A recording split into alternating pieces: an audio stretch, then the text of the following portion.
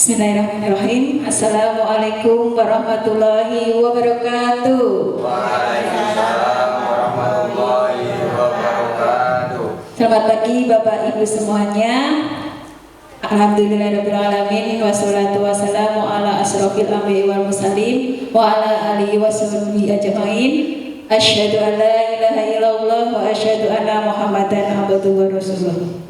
Yang kami hormati Ibu Kepala Sekolah SD Negeri 1 Lembu, yang kami hormati Bapak Ibu guru dan staf SD Negeri 1 Lembu, marilah kita panjatkan puja dan puji syukur kita kehadirat Allah Subhanahu wa Ta'ala yang mana telah memberikan rahmat dan hidayahnya kepada kita semua, sehingga pada kesempatan ini panjenengan dan saya bisa menghadiri undangan saya.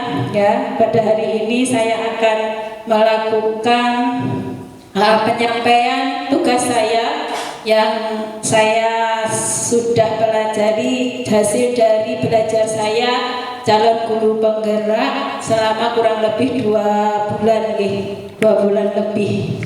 Di sini nanti saya ditugaskan bahwasanya saya harus menyampaikan apa yang telah saya pelajari di modul 1 kepada panjenengan semua, dan mohon maaf bukannya saya nanti di sini akan mempergurui panjenengan sedanten. Saya yakin Bapak Ibu di sini adalah guru-guru yang hebat, tetapi ini nanti kita belajar bersama-sama.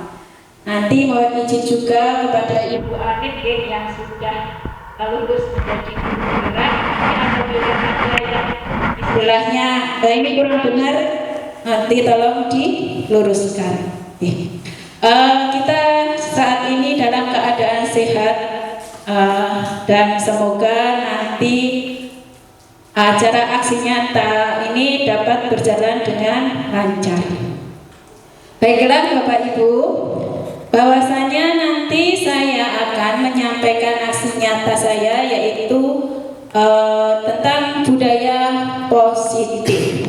Tetapi biar kita terbakar dulu, ini masih hangat-hangat kuku ya semangatnya ya. Monggo kita tepuk semangat dulu ya bersama-sama ya. Ya, tepuk semangat seperti anak-anak, tepuk semangat dan sudah paham, tepuk semangat dan tepuk semangat dan ding ding ding ding ding dung dung dung dung ser aha aha ma aha aha ngat aha aha gitu ya, yang semangat ya. Nah, ben terbakar biar hangat ini suasananya ya. Jadi boleh berdiri monggo, biar negol-negol biar tidak ngantuk ya, monggo berdiri semuanya ya. Monggo tepuk semangat dah ding ding ding ding ding dung dung dung dung dung ser aha aha ma aha aha ngat aha aha semangat. Kayaknya semangat saya semua ini saya saja ini. Yang tepuk tangan untuk kita semuanya yang meriah ya. Siap. Baik, langsung saja. Nanti yang akan kita pelajari ada 7 aksi nyata modul 1 ini, yaitu tentang yang pertama teori kontrol, yang kedua tentang disiplin positif dan nilai kebajikan universal, yang ketiga motivasi, hukuman dan penghargaan, yang keempat tentang keyakinan kelas, yang kelima tentang kebutuhan dasar manusia, yang keenam posisi kontrol, dan yang ketujuh adalah segitiga restitusi.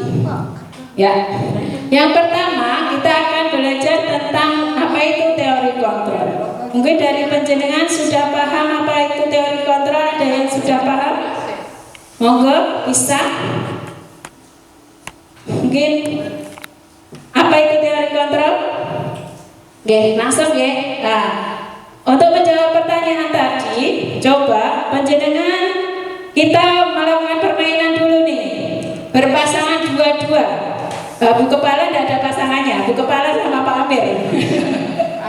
Berpasangan dua-dua. Loh, niki monggo Bu Win sama Bu Ani, Bu Yuni, adu kepala. Ini bertiga. Oh, 2, Pak Amir kalian bungkus, terus Pak Ar. Tapi pun, ya monggo. Ya, Pak ngerti sama saya Pak. Oke, ini permainannya adalah yang pertama, yang satu sebagai anak, yang satu sebagai guru. Ya, yang A dan B. Anda dan teman Anda akan melakukan kegiatan cobalah buka. Apa yang akan dibuka? Genggaman tangan teman kita. Monggo yang A sebagai anak boleh menggenggam. Ya. Bayangkan di sini ada sesuatu benda yang sangat-sangat berharga bagi kehidupan panjenengan. Pokoknya niki kudu tak jogo banget. Wong liya ora entuk ngasih ngerti.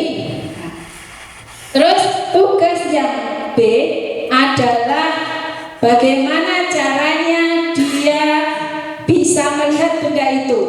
Panjenengan boleh dengan menawari uang boleh, monggo, menghardik boleh, membujuk boleh, monggo, memarahi pun boleh.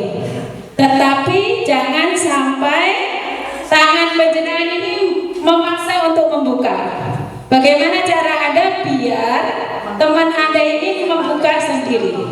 Monggo waktu 10 detik cukup nggih? Yang satu sebagai Bungus mau jadi apa? Yang genggam panjenengan ingkang rayu-rayu. Rasane tangane Bumul iki saged kebuka. Rayu apa kabeh gegem. Rayu seolah-olah niki enten duit akeh banget. Berian di sini ada berian. Panjenengan rayu sama Bumul. Enggak. Ya. Ya kamu yang buka ini nih.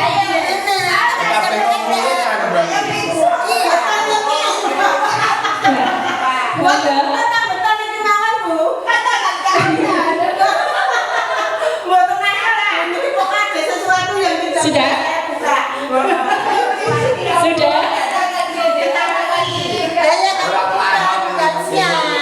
Kamu buka ini bisa enggak?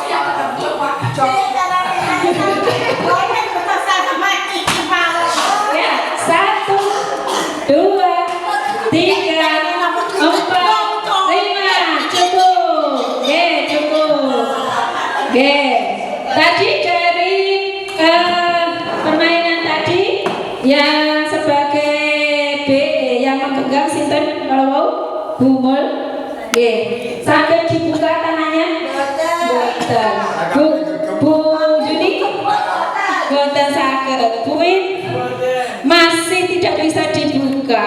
Lah panjenengan dhewe kudune to Bu maringi enten. Oh, ora bisa dibuka. Loro. Ya. Enggak, ini bercanda ya. Apa makna dari permainan tadi? Mari kita jawab pertanyaan ini ya. Apakah Anda atau B membuka kepala tangan Anda? Betul nggih? Mengapa dan alasannya? Panjenengan jawab sendiri di dalam hati.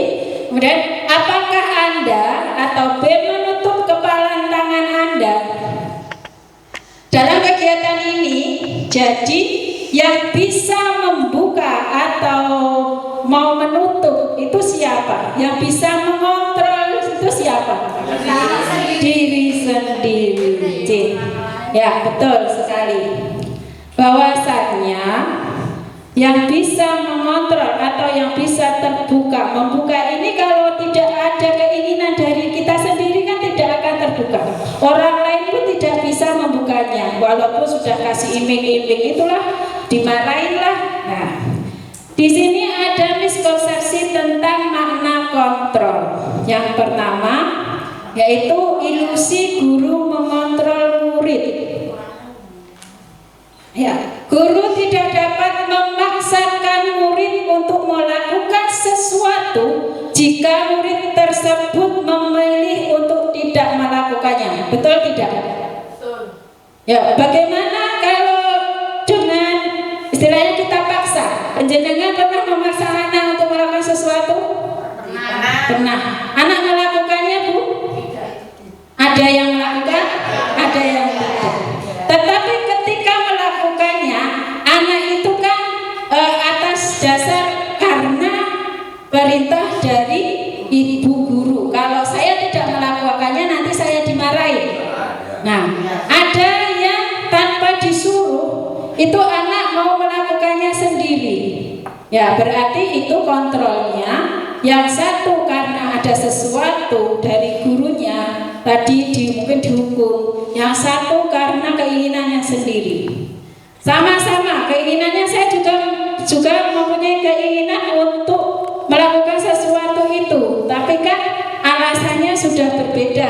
Itu karena satunya atas dasar kemauannya sendiri, yang satu karena tadi untuk menghindari suatu hukuman. Yang kedua adalah ilusi bahwa semua penguatan positif, efektif, dan bermanfaat. Penguatan positif atau bujukan adalah bentuk kontrol yang mencakup upaya untuk mempengaruhi murid agar melakukan suatu perilaku tertentu. Pada akhirnya murid mungkin menyadari kontrol tersebut dan reaksi murid bisa mencakup penolakan atau ketergantungan pada pendapat guru dalam usaha mereka. Maksudnya di sini contohnya adalah ketika anak mau melakukan sesuatu, kowe sinau sing sregep le, engko tak tumbaske pit. Tetapi ketika dia sudah tidak membutuhkan sesuatu itu, dia tidak bisa, dia tidak mau melakukannya. Ya, kalau engko tak tumbaske es krim, aku ora butuh es krim rek, aku ya wegah mau sinau. Nah, seperti itu. Nah, yang kedua adalah ilusi bahwa kritik dan membuat orang merasa bersalah dapat menguatkan karakter. Kritik dan rasa bersalah digunakan untuk mengontrol murid menuju identitas gagal, membuat mereka merasa buruk tentang diri mereka dan mengembangkan dialog diri negatif. Terkadang guru mungkin tidak menyadari bahwa mereka sedang melakukan perilaku ini karena pesan negatif ini seringkali disampaikan dengan cara yang lembut. Misalnya gini, kowe kuwi wis ora ganteng, wis bodoh, ra gelem sinau. Nah, ini sebenarnya adalah suatu kritik yang negatif. Piye to le ngono wae kok ora iso. Kuwi gampang lho. Nah, itu mungkin pertama anak itu akan merasa perasaannya itu akan ada down. Kepedeannya itu akan down. Tapi kalau kita lakukan itu berulang kali, lama-kelamaan ini yang memperkuat anak adalah perasaan yang kurang percaya diri. Anak itu akan menjadi anak yang kurang percaya diri. Ya, bahwasanya ilusi bahwa orang dewasa memiliki hak untuk memaksa. Ya, di sini kita sebagai guru ini tidak bisa memaksa anak untuk melakukan sesuatu. Nggih, nah awake dipaksa itu kan ya rasane mangkel nggih. Ya. Bagaimana cara kita menimbulkan anak ini termotivasi dalam dirinya sendiri? Ya. Bagaimana caranya? Nanti kita akan pelajari di sini.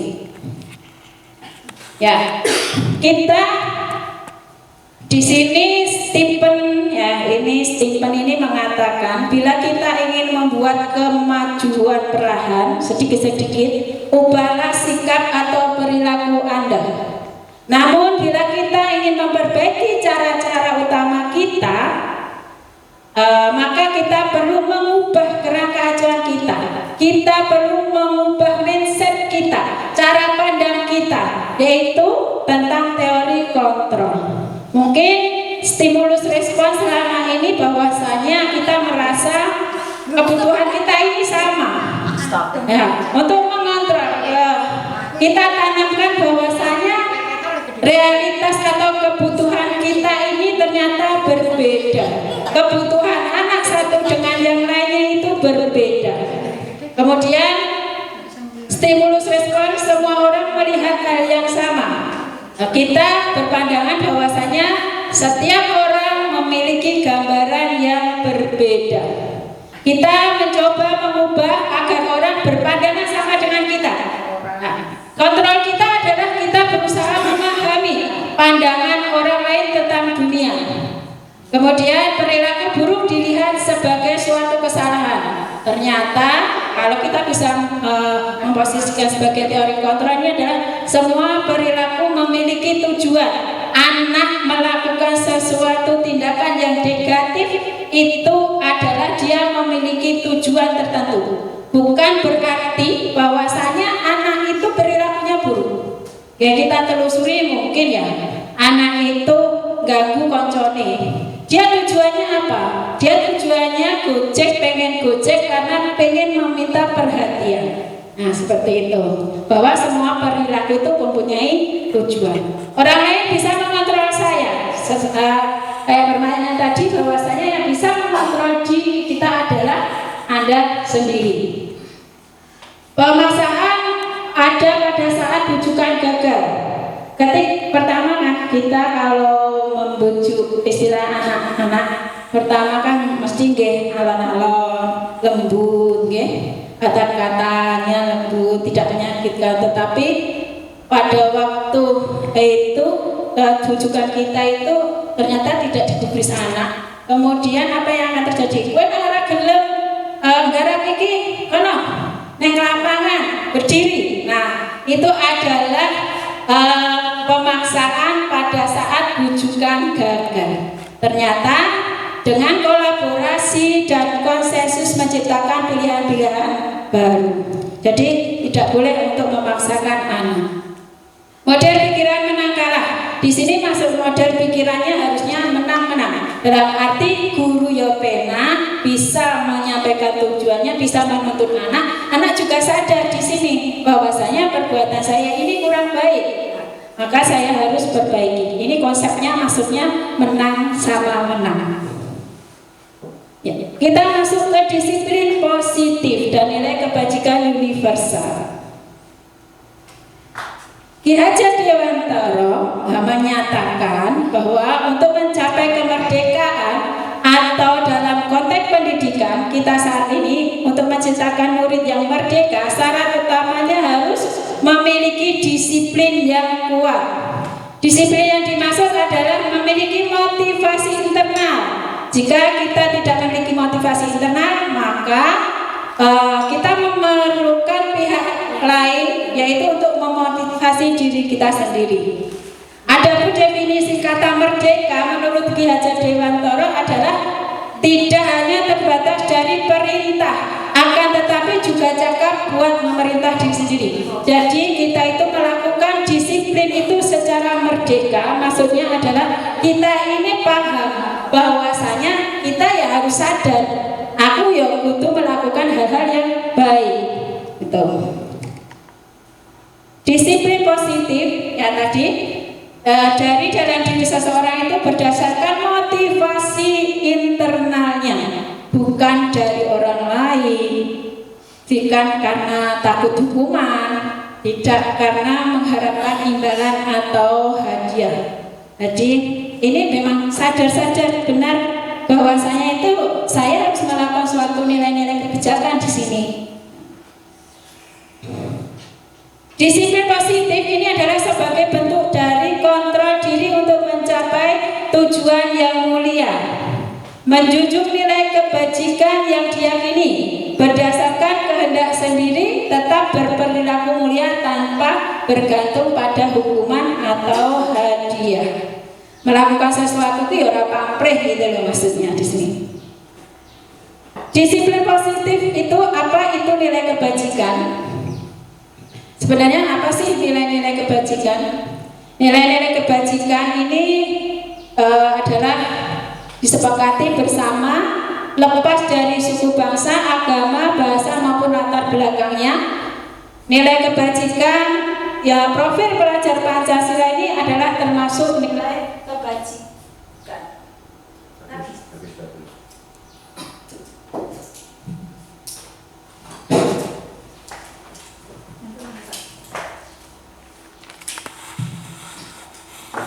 Profil pelajar. Mohon maaf Bapak Ibu, ada kesalahan teknis tadi. Baiklah, saya ulangi ya. Nilai-nilai kebajikan salah satunya adalah di profil pelajar Pancasila. Monggo Bu Ani saged memimpin rekan-rekan untuk menyanyikan profil pelajar Pancasila. Semangat ya. Monggo berdiri bukan boleh. Sambil tepuk ya Bu ya. Ya. Mari kita menyanyikan lagu profil pelajar Pancasila bersama-sama ya.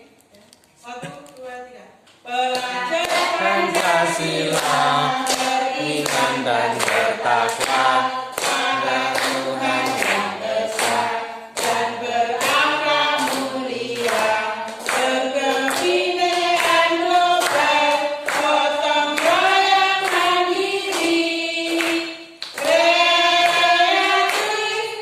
dan bernalar kritis. Ya, terima kasih sekali. Kita nyanyikan nanti bersama anak-anak. Ya, boleh. Ya, monggo nanti bisa dinyanyikan bersama anak-anak. Ya, ini disiplin positif. Kalau ini sesuai dengan teori ya. Tadi pelajar Pancasila, disiplin ini nilai-nilai kebajikan. Sesuai dengan profil pelajar Pancasila tadi sudah kita nyanyikan bersama. Terus menurut Ibu yaitu sikap murid yang merupakan nilai-nilai kebajikan adalah toleransi, rasa hormat, mandiri, menghargai, empati, kreatif, kerjasama, percaya diri, dan lain-lain. Ya. Kita berrefleksi, monggo direfleksi diri kita sendiri. Nilai-nilai kebajikan apa yang Anda rasakan penting saat ini untuk ditanamkan pada murid-murid panjenengan di kelas? Kira-kira nilai-nilai kebajikan apa mawon? Win? Nilai kebajikan apa? Kira-kira yang harus ditanamkan? Tadi dari beberapa banyak nilai kebajikan. Mungkin ya bertakwa kepada Tuhan Yang Maha Esa. Dewi? Berakhlak mulia. Ada lagi? Win? Wani? Mandiri, kejujuran, tanggung jawab, gotong royong. Apa boleh? Jujuran, tanggung jawab, gotong royong, kedisiplinan. Terus ada lagi banyak kasih sayang. Banyak ya. Itu yang harus ditanamkan kepada murid kita. Kira-kira panjenengan sudah menanamkan itu atau belum? Tentunya sudah ya.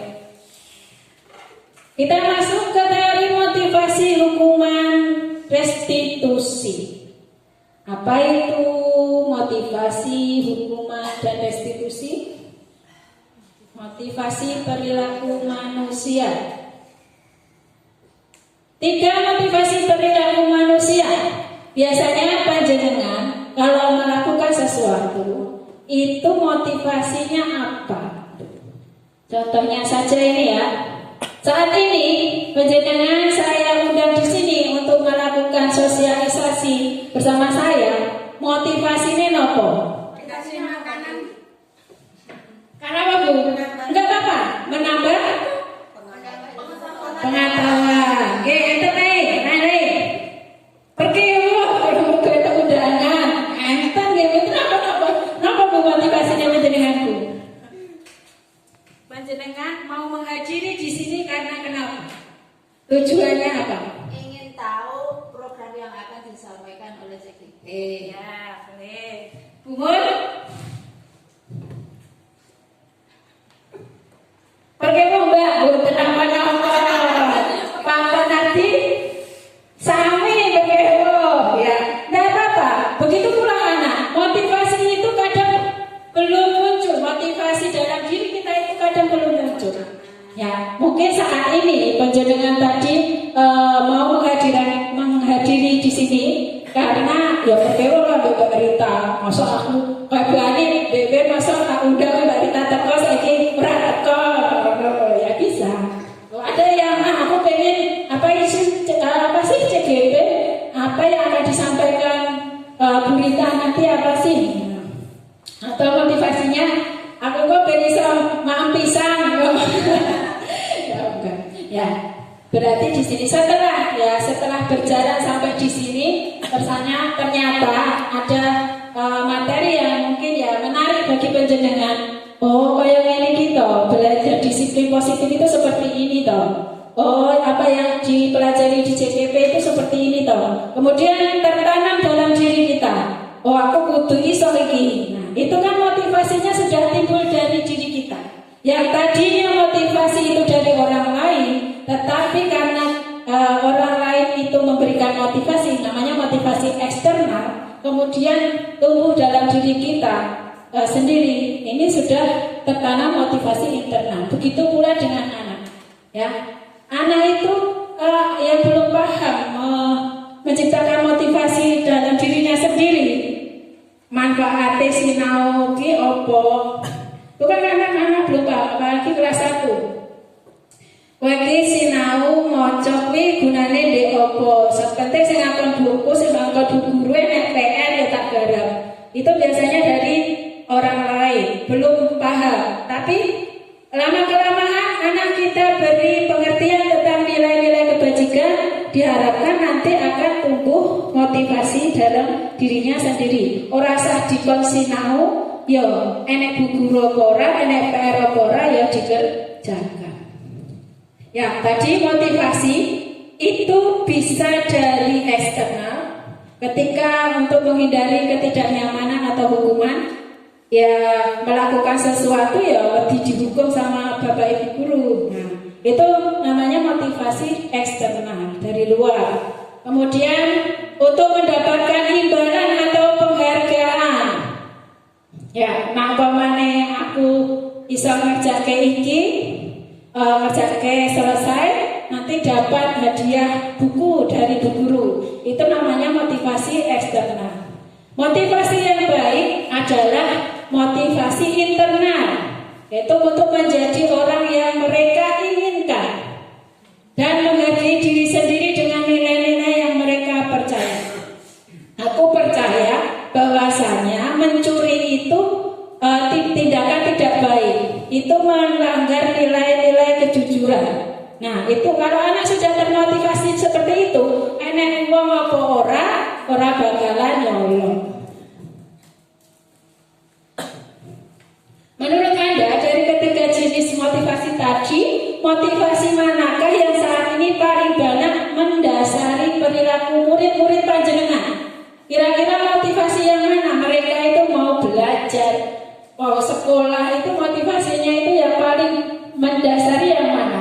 Apakah karena ada hukuman? Motivasi eksternal. Apa? Motivasi eksternal. Motivasi eksternal. Ya, kebanyakan ini adalah motivasi eksternal. Lalu, apa yang harus kita lakukan agar anak ini memiliki motivasi internal? Ya, strategi apa yang selama ini panjenengan sudah terapkan untuk menanamkan disiplin positif pada murid-murid Anda? Strategi ini apa?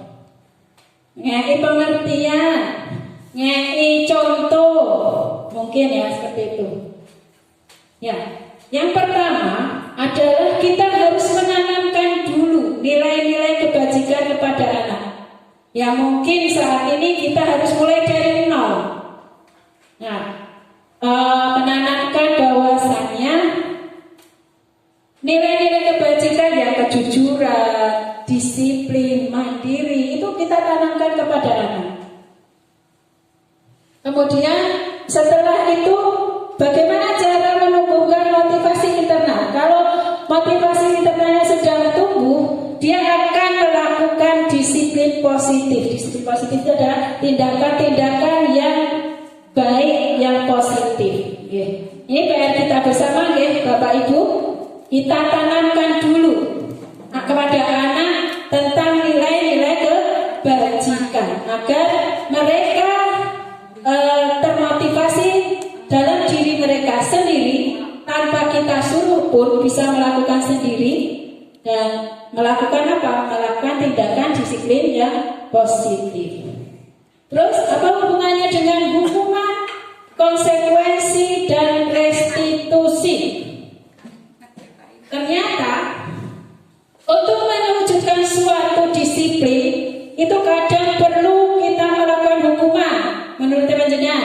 Nggih, betul enggak? Untuk melakukan disiplin, anak itu melakukan kebajikan, orang melakukan sesuatu yang negatif lagi, kita perlu melakukan hukuman.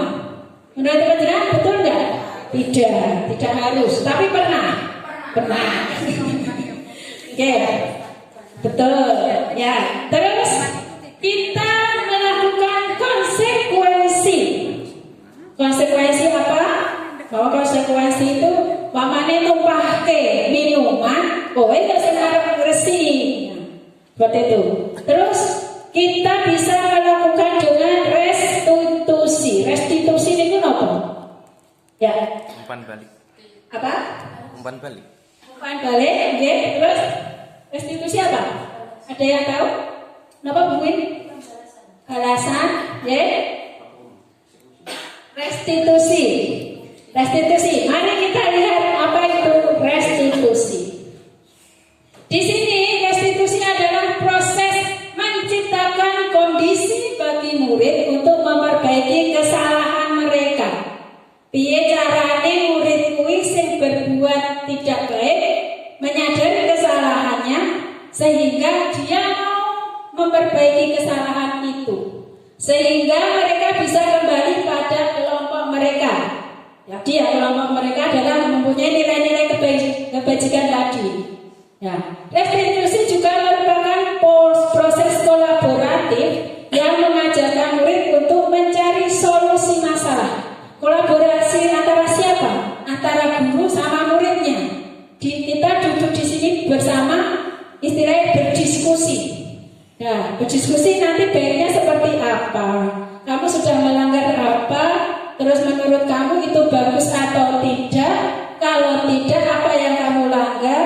Terus untuk upaya memperbaikannya seperti apa? Itu adalah restitusi. Memang proses perjalanan restitusi itu lebih lama daripada hukuman maupun konsekuensi.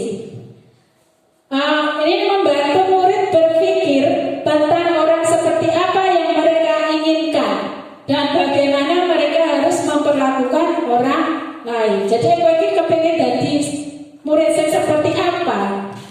Terus terhadap orang lain itu harusnya seperti apa? Kita tawarkan di sini. Kita tidak istilahnya kayak hukuman. Kalau hukuman itu sudah ada aturan.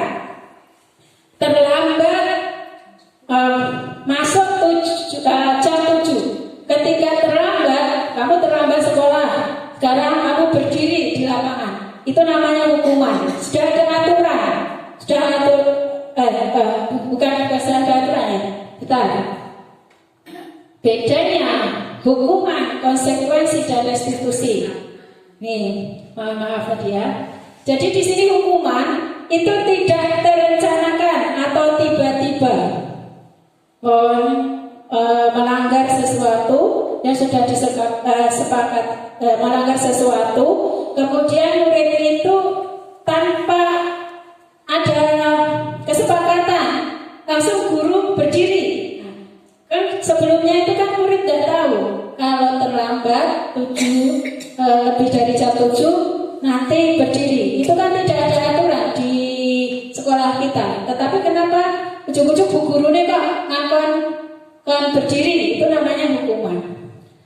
Kalau konsekuensi ini adalah terencana atau disepakati sesuai peraturan murid.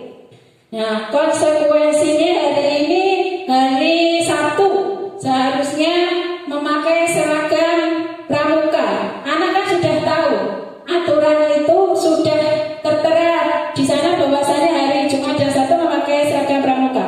Tetapi ternyata anak tidak menggunakan. Konsekuensinya adalah kamu pulang ganti baju pramuka. Itu namanya konsekuensi. Sudah ada aturan tetapi anak melanggarnya. Tetapi kalau hukuman ini belum ada kesepakatan, belum ada aturan dan satu pihak yang bisa memerintahkan.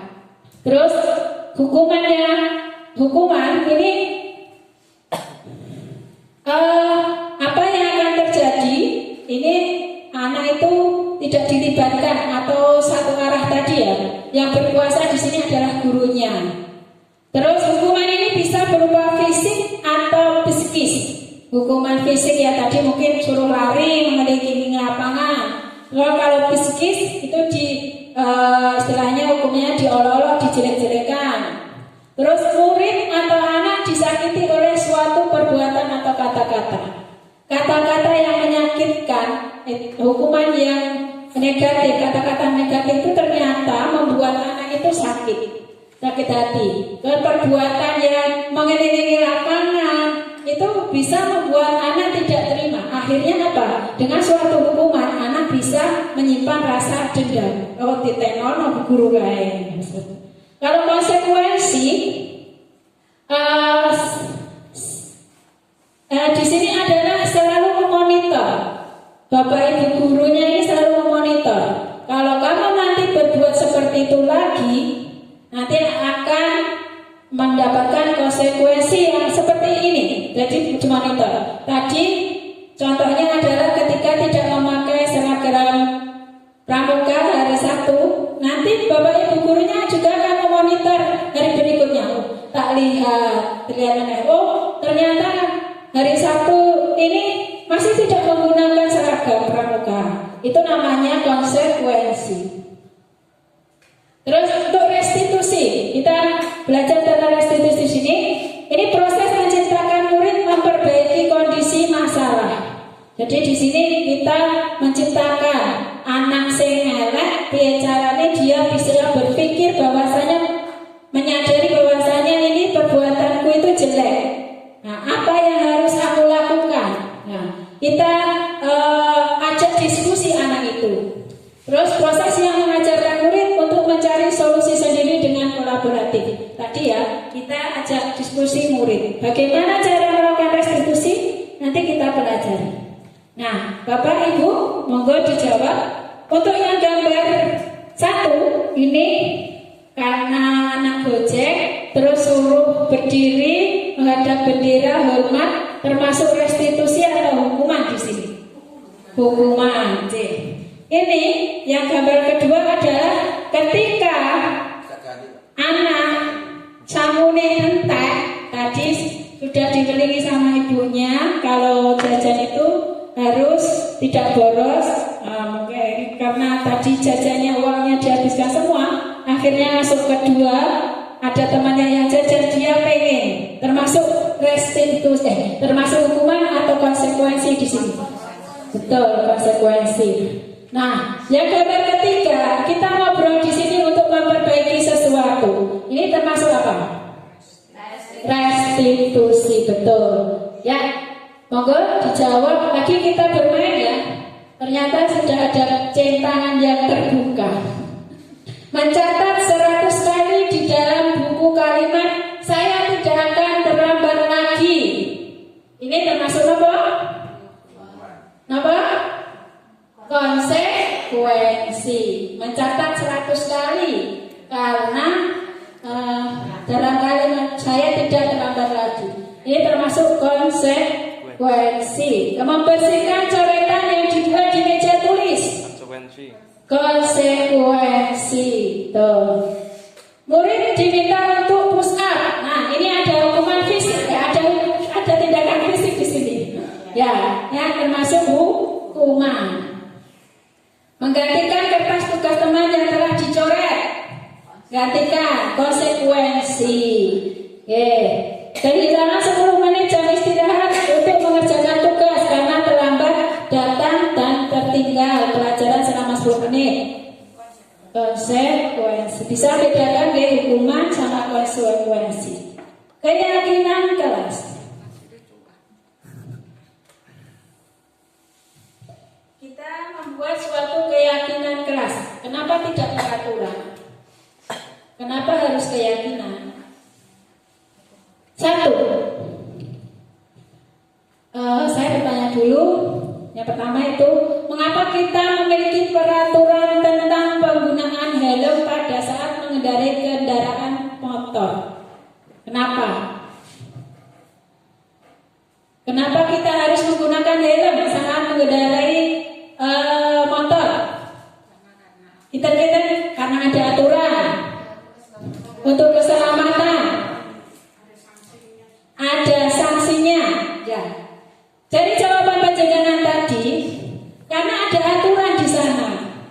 tadi ya, itu adalah suatu tindakan yang termotivasi dari luar.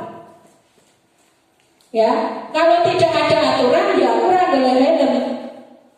Tadi Bu Dewi mengatakan bahwasanya karena untuk keselamatan diri saya sendiri, yakin bahwasanya kalau saya pakai helm itu untuk keselamatan diri saya. Berarti dia sudah mempunyai keyakinan dalam dirinya. Itu motivasi yang timbul adalah motivasi dari dirinya sendiri. Mengapa kita memiliki peraturan tentang penggunaan masker dan mencuci tangan setiap saat? Pada waktu corona itu kejar-kejarnya pakai masker dan cuci tangan, gitu. Kira-kira apa tujuannya panjenengan? Apa? Biar tidak tertular, biar sehat, intinya ya, untuk keselamatan kita sendiri. Ya, untuk mendukung motivasi intrinsik, kembali lagi kita meyakini bahwa nilai-nilai lebih menggerakkan seseorang dibandingkan mengikuti serangkaian peraturan. Dalam arti gini, nilai-nilai kebajikan yang sudah tertimbul di diri anak ini akan lebih memudahkan kita untuk anak melakukan sesuatu sesuai dengan apa yang diyakini. Mamane aku sinau ki ya kanggo awakku ben pinter. Tapi kalau suatu aturan dia terpaksa dari orang lain, ini kita melakukan motivasi internalnya ini akan lebih kesulitan ya, daripada anak yang sudah mempunyai motivasi dirinya sendiri. Di sini contoh keyakinan kelas. Setiap anggota kelas perlu belajar. Anak-anak yakin bahwasanya ya aku yakin seorang pelajar ya harus belajar. Kalau sudah punya keyakinan enak nih. Terus contohnya keyakinan lagi adalah senantiasa menjadi diri yang terbaik. Ini contoh keyakinan kelas. Sudahkah panjenengan menerapkan keyakinan kelas di dalam kelas panjenengan? Mari kita belajar untuk membuat keyakinan kelas. Tadi ya, untuk mengubah anak-anak yang negatif, kita harus menanamkan anak itu tentang nilai-nilai kebajikan. Agar apa? Agar anak bisa melakukan tindakan disiplin yang positif. Di dalam kelas pun kita memerlukan anak yakin tentang nilai-nilai kebajikan yang ada di kelas. Coba panjenengan tuliskan, tulis ini nilai-nilai kebajikan yang diperlukan di kelas panjenengan masing-masing. Boleh satu, boleh dua.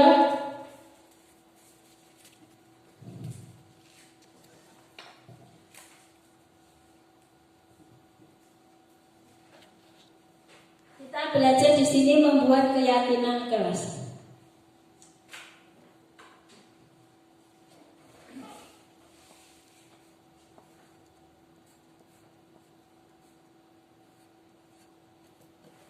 Kalau sudah ditempel Bu Dewi nggak bakal boleh.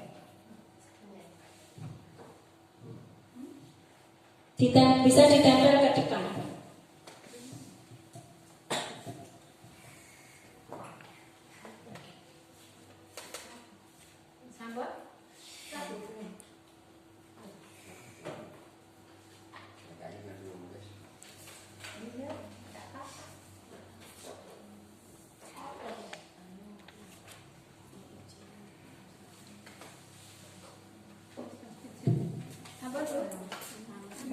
Sudah.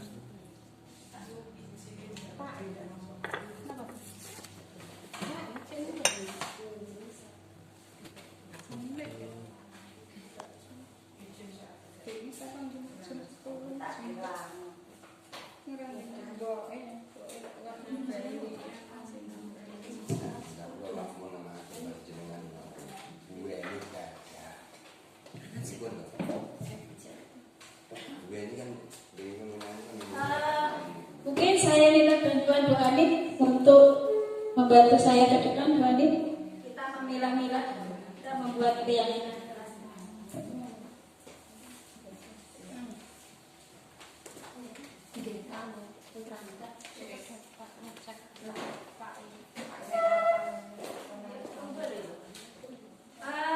Bu Anit, tolong jadikan satu, ya satu apa namanya, satu kelompok nilai-nilai kebajikan yang diyakini Bapak Ibu guru ini.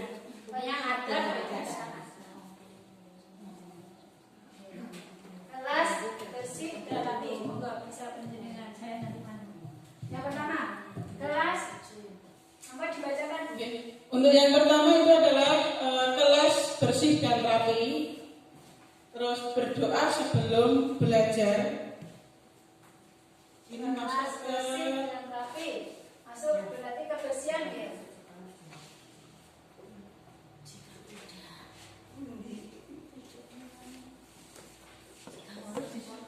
ada juga kedisiplinan dan kejujuran. Jadi ini termasuk jujur, sikap jujur.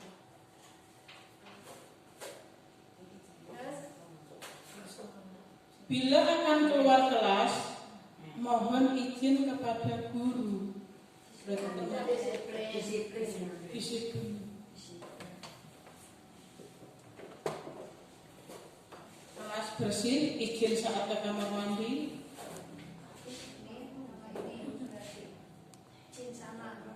Kalau ada masuk ke Adab ini masuk beradab. Adab itu banyak. Berarti tingkah laku. ini adab yang baik. ada lagi.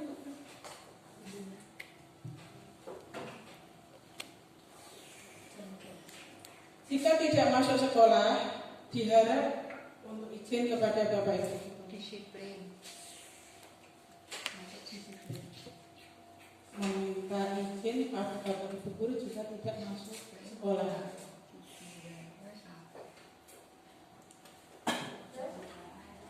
Membersihkan kelas sebagai tanggung jawab bersama.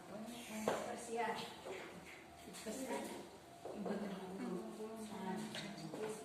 Sampun? Kemudian ini ada beberapa kalimat. Ini percaya diri, Percaya diri. melakukan tugas, juga kerapian. Percaya diri mengerjakan tugas, kerapian. Berarti masuk ke percaya diri. Disiplin. Disiplin.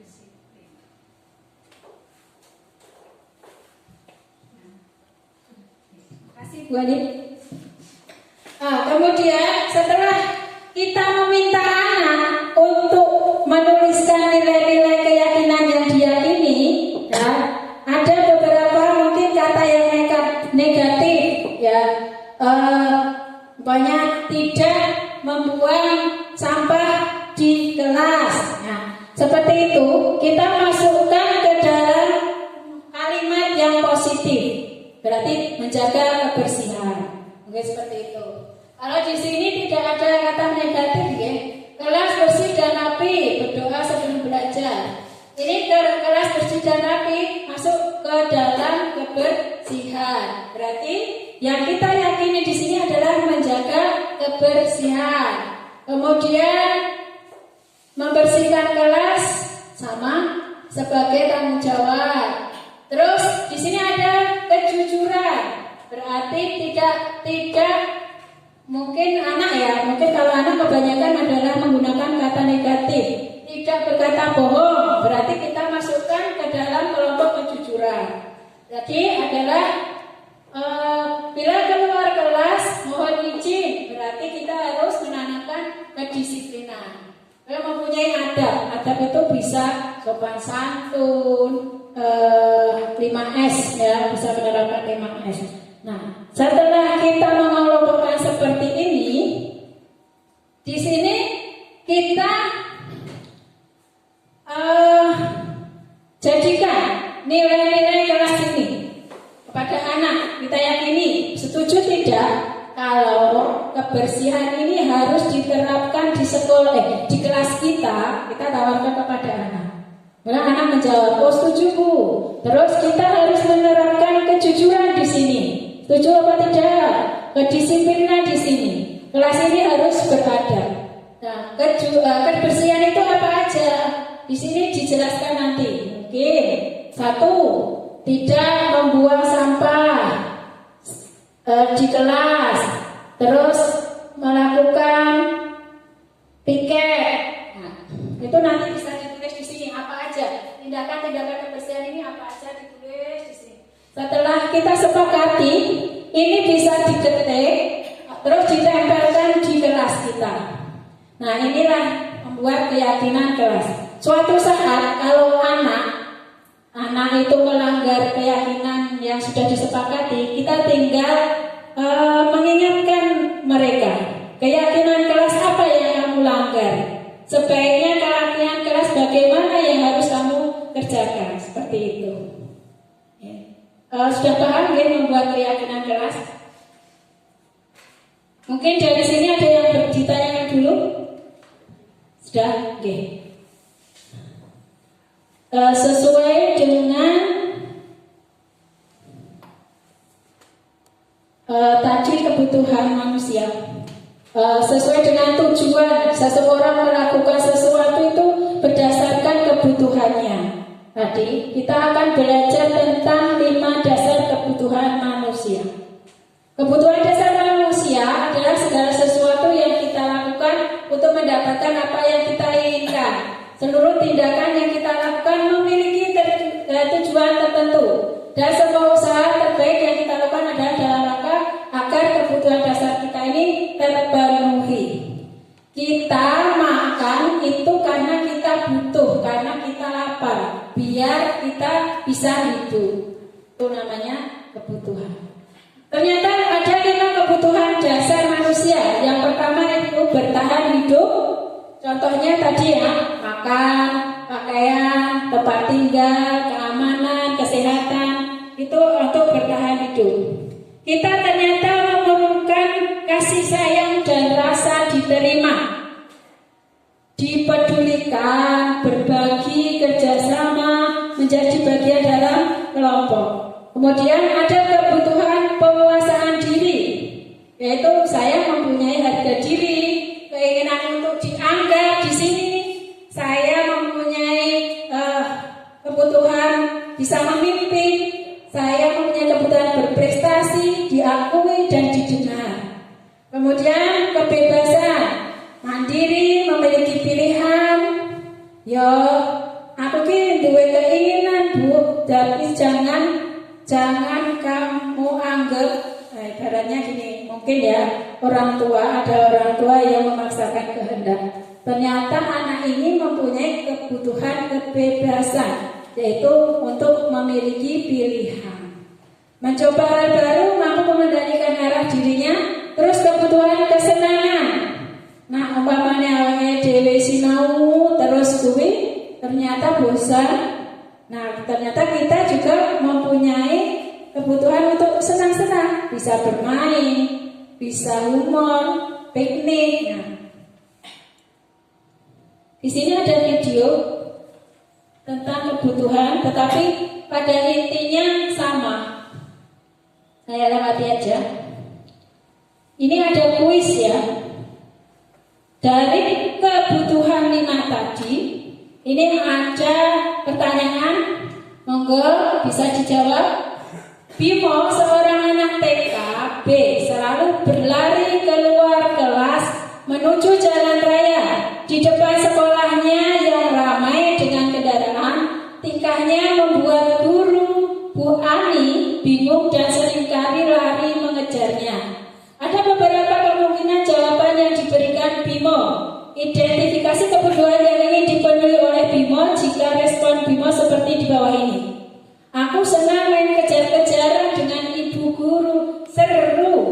Ternyata menurut panjenengan, kebutuhan dasar apa yang bermain? Ya, Bermain, coba. Ternyata dari keempatnya adalah bermain itu karena dia pengen senang. Jadi kebutuhan dasar yang kurang pada diri Bimo ini adalah kesenangan. Nah, ini ada soal.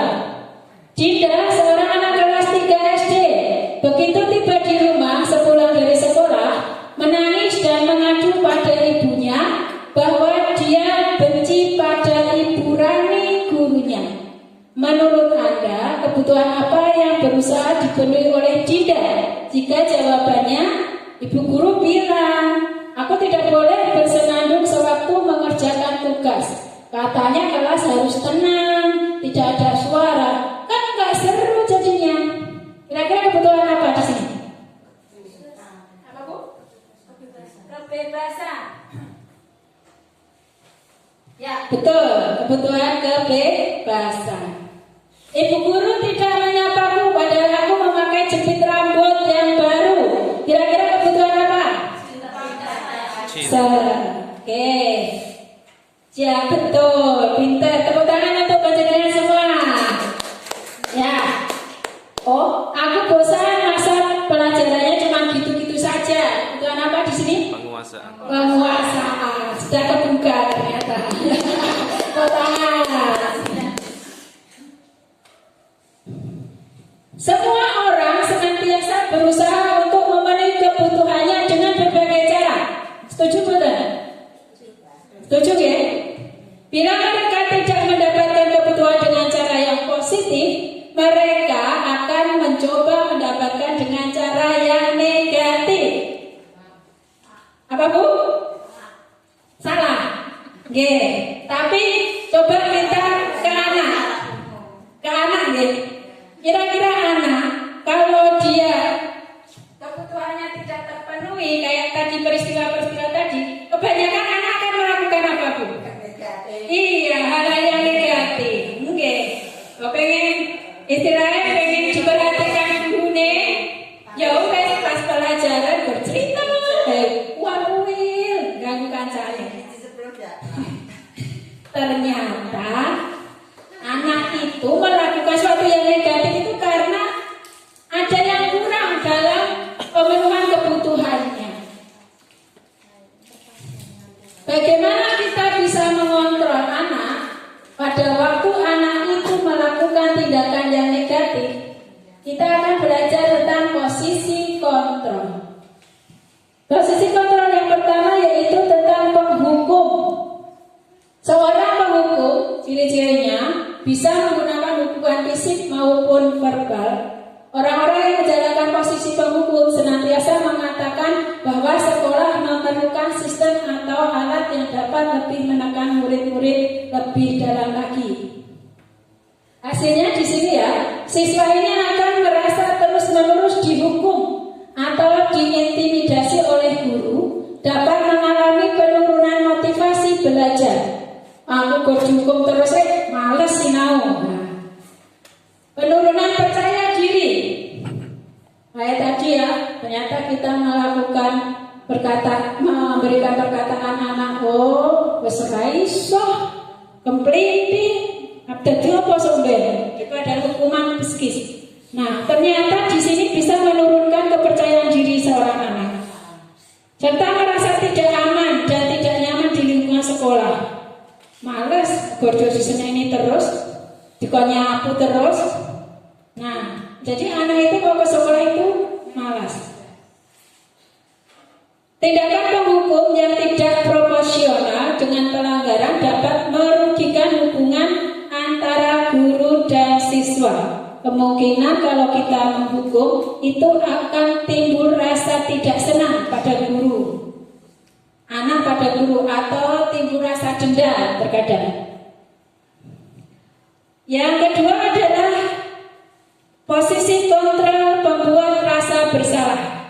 Pada posisi ini biasanya guru akan bersuara lebih lembut. Pembuat rasa bersalah akan menggunakan keheningan yang membuat orang lain merasa tidak nyaman atau bersalah atau rendah diri. Ojo ngono to lele, mesake aku mbok anakku ora itu ditukani ibu kepala. Apa kowe ora mesake to lele, dianggap aku ki ora iso mulang. Nah, itu adalah posisi rasa pembuat rasa bersalah. Hasil yang ditimbulkan adalah mereka bisa mengalami stres. Goro-goro aku ora iso bumul didukani ibu kepala, salahku. Ya seperti itu. Terus penurunan harga diri. Ternyata aku wong kaya ngene yo. Terus, nah itu bisa menurunkan harga diri anak. Ini bisa mengganggu perkembangan akademik dan emosional mereka. Posisi yang ketiga yaitu posisi sebagai teman. Di sini guru pada posisi ini tidak akan menyakiti murid, namun akan tetap berupaya mengontrol murid melalui persuasi. Posisi teman pada guru bisa negatif ataupun positif. Posisi di sini berupa hubungan baik yang terjalin antara guru dan murid. Guru di posisi teman menggunakan hubungan baik dan humor untuk mempengaruhi seseorang. Jadi kita sebagai guru kalau terlalu dekat sama murid, dianggap kita ini sebagai temannya. Jadi nanti alah engkau boleh bu guru rame sore, nah aku berbuat kayak gini terus, orang yang memaafkan mereka. Nah, itu kita akan dianggap sebaya dengan mereka, kadang dianggap diremehkan, gitu ya. Terus mungkin sopan santunnya itu juga akan berbeda. Halo Pak Amir. Nah, anak-anak sekarang, Bu Rita, halo. Nah, seperti itu. Itu karena mereka itu memposisikan mereka sebagai teman. Ya sebagai guru ya yang ibu nih. Ya kalau ketemu bu guru itu ya salim, ora hula-halo. Kacone dhewe. Posisi yang ketiga adalah pemantau. Memantau berarti mengawasi. Di sini tuh guru itu gormantau terus. Oh, kayak mau wis disapu poro, kayak mau dikerjakan apa urung, seperti itu. Nah, hasil yang ditimbulkan, murid memahami konsekuensi yang harus dijalankan karena telah melanggar salah satu peraturan sekolah. Guru tidak menunjukkan suatu emosi yang berlebihan, menjadi marah atau membuat rasa berbuat salah. Jadi enak omongannya orang dimonitor sampai guru nih, anak itu juga akan melakukan suatu kesalahan.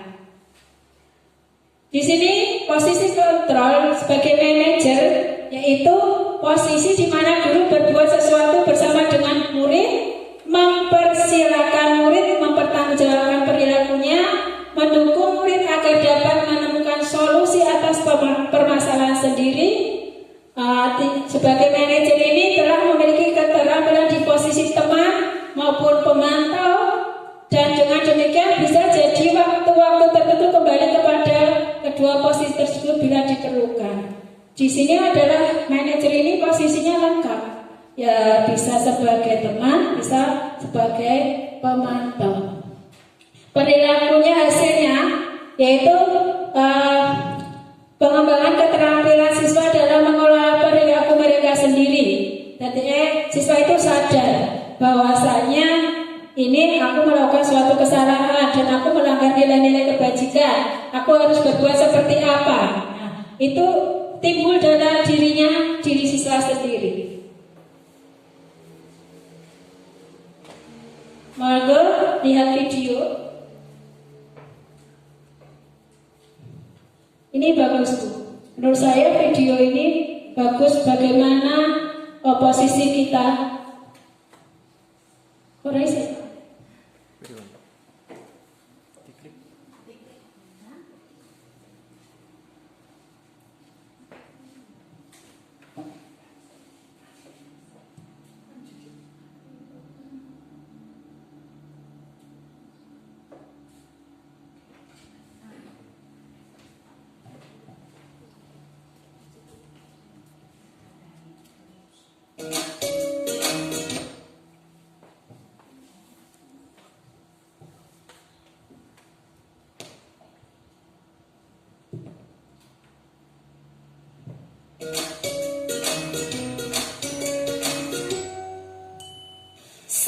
berbahagia Ibu dan Bapak guru hebat. Dalam penerapan disiplin positif restitusi, salah satu program yang dikembangkan adalah 5 posisi kontrol. 5 posisi kontrol dalam restitusi adalah proses perjalanan seorang pendidik agar dapat mengenali dirinya. Pada video kali ini, kita akan membahas tentang 5 posisi kontrol yang dikembangkan oleh Diane Gosson dan contoh penerapannya.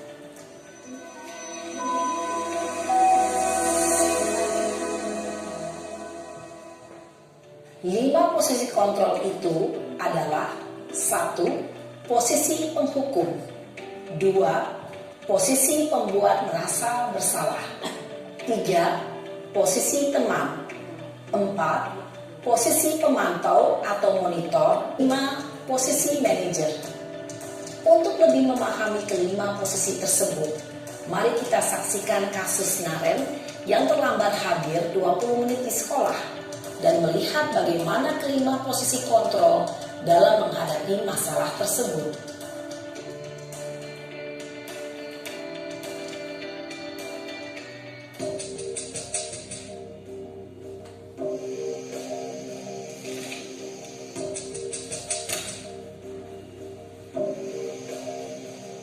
Naren!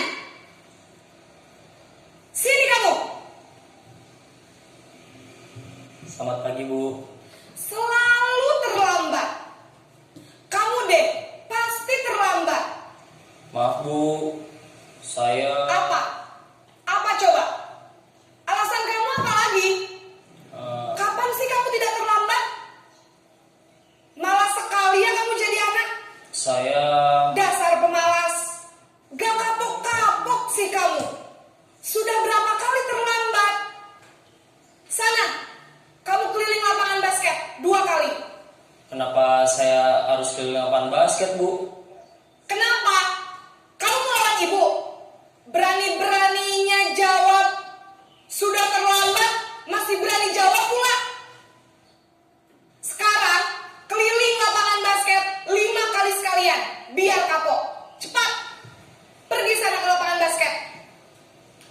Di sini anak tidak diberikan Posisi alasan penghukum kenapa saya biasanya harus berbicara melakukan dengan sesuatu. nada tinggi, menghardik, menunjuk-nunjuk, menyakiti, dan menyindir. Hukuman bisa berupa fisik maupun psikis. Ibu dan Bapak guru hebat, dampak yang terjadi pada murid ketika guru berada pada posisi penghukum adalah murid cenderung akan memberontak, bahkan menyimpan dendam.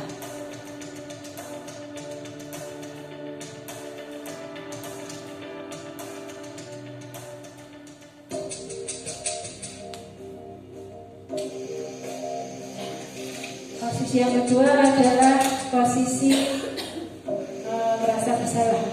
Naren!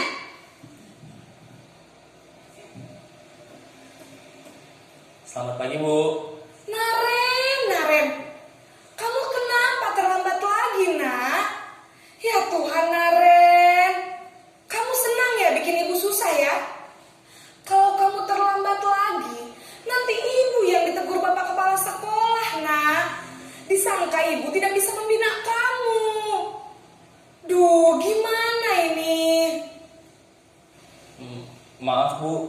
Duh, Gusti Naren. Kamu suka ya kalau ibu ditegur bapak kepala sekolah? Terus, sekarang ibu harus tulis apa ini di buku absen? Ini kamu sudah sering terlambat loh. Ibu harus apa coba? Maaf, Bu. Maaf sekali. Ya sudah, lain kali jangan bikin ibu susah lagi ya nak ya. Ibu tidak akan kuat lagi kalau kamu begini terus. Bisa jantungan kalau ibu tegur bapak kepala sekolah. Sana cepat ke kelas. Maaf ya, Bu. Maaf sekali. Posisi pembuat rasa bersalah berbicara dengan nada tenang, cenderung lembut. Namun kata-kata yang diutarakan membuat murid merasa menjadi orang yang gagal, memandang buruk dirinya sendiri, merasa tidak berharga, dan tidak sanggup membahagiakan orang lain. Ketika guru mengambil posisi pembuat rasa bersalah, murid akan menganggap dirinya yang bersalah dan ia akan menyimpan emosi negatif tersebut di dalam dirinya.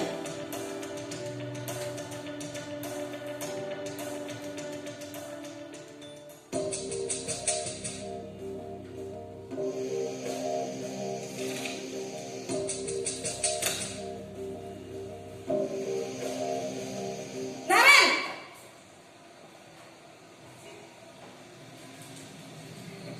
Selamat pagi, Bu. Wah, sudah jam berapa ini, Nak? Terlambat lagi ya, sayang? Iya, Bu. Habis ibu saya lupa bangunkan saya, Bu. Kamu malah menyalahkan ibu kamu. Kamu bukannya anak yang larinya paling kencang. Kok terlambat sih? Iya, Bu. Saya memang terlambat bangun tadi. Jadi, biarpun saya lari kencang, tetap gak kekejar, Bu.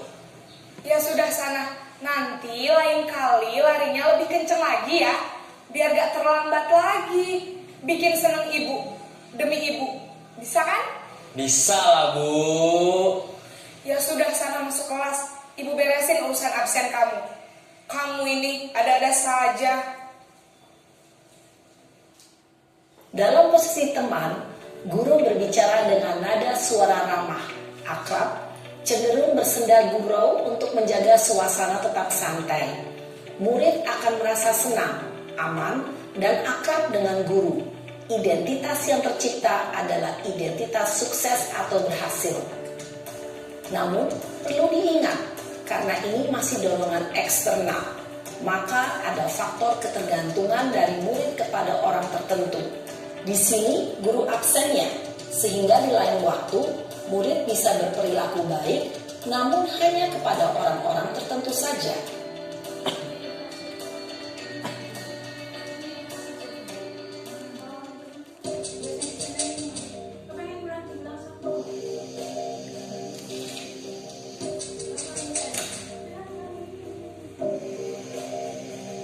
Naren!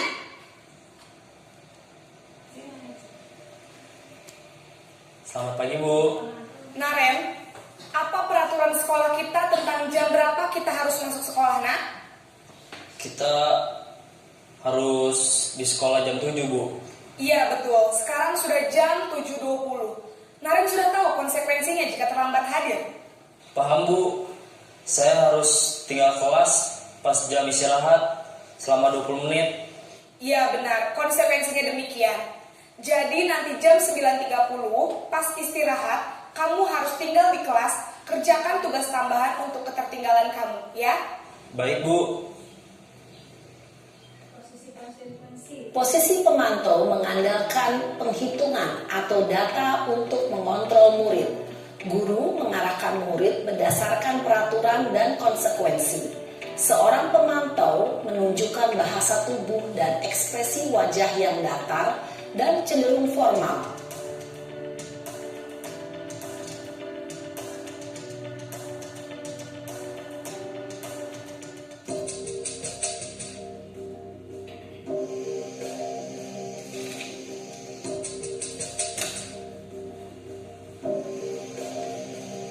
Naren!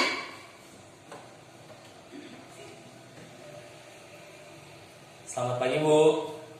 Selamat pagi, Naren. Maaf, Bu. Saya terlambat. Iya, sekolah masuknya jam 7, sekarang sudah jam 7.20. Jadi sekarang bagaimana ini, Naren? Maaf, Bu. Saya lupa setel alarm Ini saya posisi semalam. manajer. Baiklah, menurut kamu, keyakinan sekolah yang mana yang perlu kamu tingkatkan? Menghargai diri sendiri. Jadi tidak banyakkan keyakinan pada dirinya. Jadi, apakah Naren meyakini prinsip saling menghormati tersebut? Iya, Bu. Saya meyakininya. Apakah Naren bersedia memperbaiki masalah keterlambatan ini? Bersedia, Bu. Bagaimana kamu akan perbaiki masalah keterlambatan ini? Saya akan coba untuk tidak lupa menyetel alarm saya, Bu. Baik, kalau Naren lupa menyetel alarm di rumah, ada orang yang kira-kira bisa bantu mengingatkan tidak? Ada, Bu. Kakak saya. Jadi di Kak sini Emma. anak diajar untuk ngobrol Saya Kak Emma. pilihan yang harus dilakukannya seperti apa? Ibu saya. Baik, Jadi yang mengingatkan Naren adalah Kak Emma dan ibu kamu ya. Kira-kira akan mulai start alarm kapan nih Naren? Setelah pulang sekolah, akan segera saya lakukan. Baik, jadi Naren akan setel alarm untuk bangun besok pagi dan akan diingatkan oleh kakak dan ibunda Naren ya. Ada lagi yang mungkin perlu dilakukan Naren agar tidak terlambat bangun lagi? Tidak ada, Bu. Baik Naren, terima kasih untuk kerjasama kamu. Sekarang kamu perlu kembali ke kelas untuk belajar. Baik, Bu. Terima kasih. Ya, yang terakhir itu adalah posisi manajer, posisi yang paling ideal yang seharusnya dilakukan oleh guru.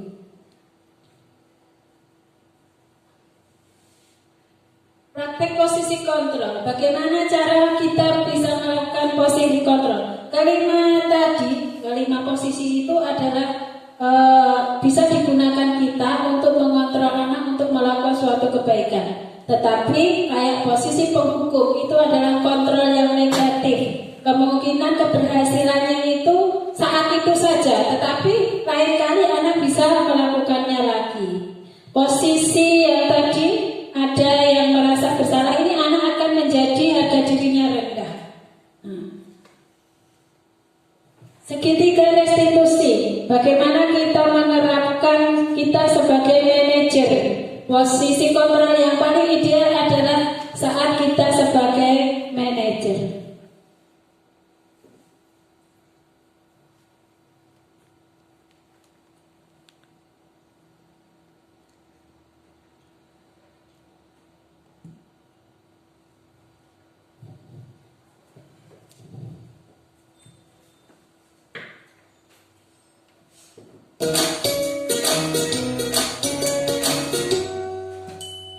Salam dan bahagia Ibu dan Bapak guru hebat.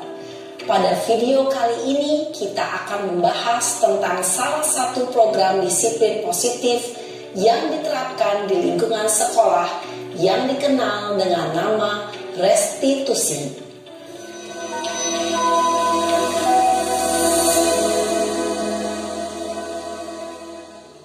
Restitusi dikembangkan oleh pakar pendidikan Diane Gosson, berlandaskan pada teori kontrol Dr. William Glasser. Segitiga restitusi adalah suatu proses dialog yang dijalankan oleh guru atau orang tua agar dapat menghasilkan murid yang mandiri dan bertanggung jawab.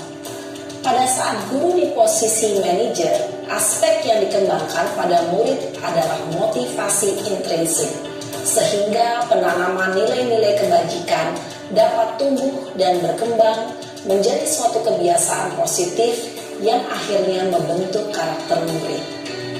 Proses dialog ini terdiri dari 3 langkah yang digambarkan pada ketiga sisi pada segitiga restitusi. Sisi pertama adalah menstabilkan identitas. Sisi yang kedua adalah validasi tindakan yang salah. Dan sisi yang ketiga adalah menanyakan keyakinan. Ibu dan Bapak guru, berikut ini akan ditunjukkan bagaimana seorang guru berada dalam posisi manajer menggunakan penerapan segitiga restitusi.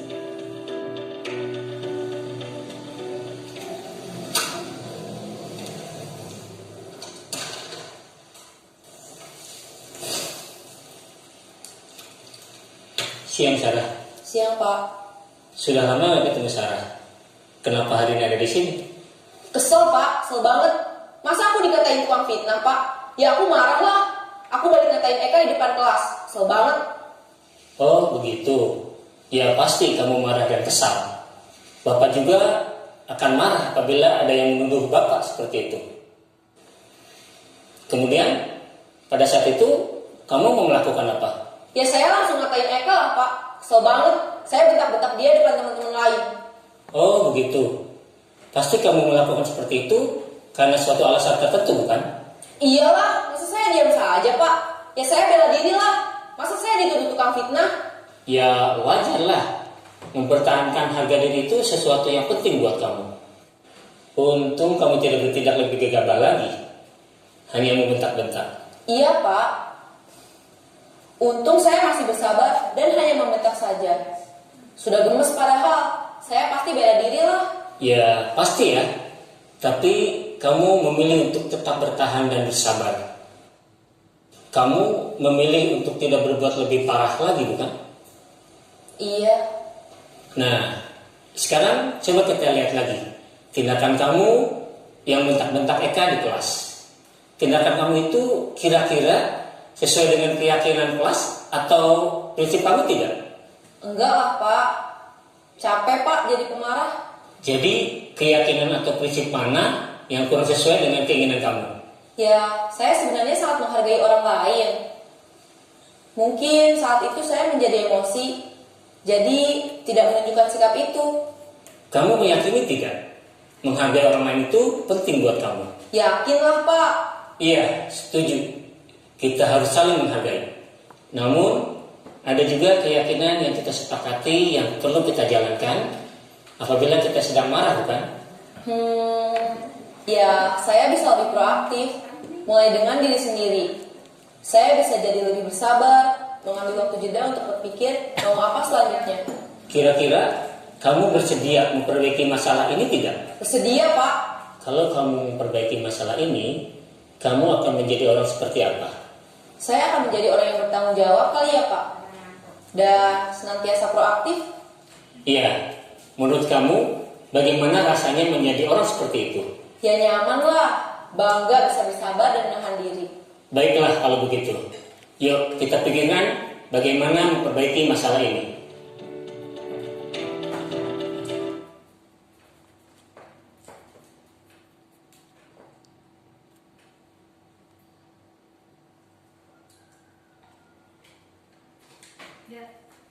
Ketika kita melakukan segitiga restitusi, jadi kita tanya dulu alasan anak itu melakukan itu kenapa. Kemudian kita tidak langsung itu tidak baik, itu seharusnya seperti ini, tidak seperti itu. Tetapi kita harus mesti perasaanmu jengkel ya ketika kamu diganggu teman. Setiap orang itu juga mempunyai kesalahan. Guru juga pernah mempunyai kesalahan. Nah, kemudian menurut kamu, ini kita tanyakan dulu keyakinan kelasnya. Menurut kamu perbuatan itu baik atau jelek? Terus keyakinan apa yang kamu sudah langgar? Tadi kan kita sudah belajar tentang keyakinan kelas. Nah seperti itu. Kemudian anak dibimbing atau kita tuntut anak sebaiknya tindakan yang baik itu yang seperti apa? Jadi kita tidak apa istilahnya ya, memberikan suatu pilihan tindakan. Kok kudunya harus seperti ini, tidak. Tetapi kita tuntut anak untuk berpikir sendiri apa yang harus dilakukan. Nilai-nilai kebajikan apa yang harus saya lakukan kembali. Gitu. Di sini ada yang bertanya tentang segitiga restitusi, Bu, Bapak? Mungkin ada yang bertanya? Ini sebentar lagi sudah mau habis. Cukup? Oke. Bu Dewi mungkin? Cukup. Saya kira ini kemarin saya praktek kepada anak saya di kelas 3 ketika dia tidak membawa LKS. Nah, video ini tidak saya tampilkan ya karena tadi sudah terwakili. Kesimpulannya pada pertemuan kali ini yaitu pendekatan yang disebutkan sebelumnya sangat penting dalam membantu anak menghadapi kesalahan mereka dengan cara pertumbuhan mereka memahami adalah bagian dari proses pembelajaran dan pertumbuhan dan bukan identitas mereka. Jadi anak itu memerlukan proses dalam belajarnya. Kita di sini sebagai seorang guru wajib menuntun. Nah, kita sebagai seorang guru itu kayak petani. Petani itu mengolah lahannya. Dia menanam biji jagung, nggak mungkin tumbuhnya adalah padi. Begitu pula, bagaimana kita menuntun mengolah tanaman itu biar subur, biar tumbuh menjadi jagung yang mempunyai kualitas yang baik. Menanamkan gagasan bahwa kesalahan adalah peluang untuk belajar dan tumbuh adalah prinsip yang sangat berharga dalam pendidikan. Terus dengan mendekati anak dengan empati, kita dapat membantu mereka lebih nyaman dalam belajar dari kesalahan mereka dan mengembangkan kemampuan untuk mengatasi masalah. Bapak Ibu, jika tidak ada yang bertanya, mungkin cukup sekian yang bisa saya sampaikan. Sekali lagi terima kasih atas kesediaan waktu panjenengan semua telah bersedia 1 jam lebih di sini ya menemani saya, dan semoga apa yang saya sampaikan ini bermanfaat kita semua untuk kemajuan dan untuk kebaikan anak didik kita semua di SD Negeri 1 Melenggu. Saya ucapkan terima kasih. Billahi taufiq wal hidayah. Wassalamualaikum warahmatullahi wabarakatuh. Waalaikumsalam. Tepuk tangan untuk kita semua. Matur suwun. Oke, saged darumin datang kantor.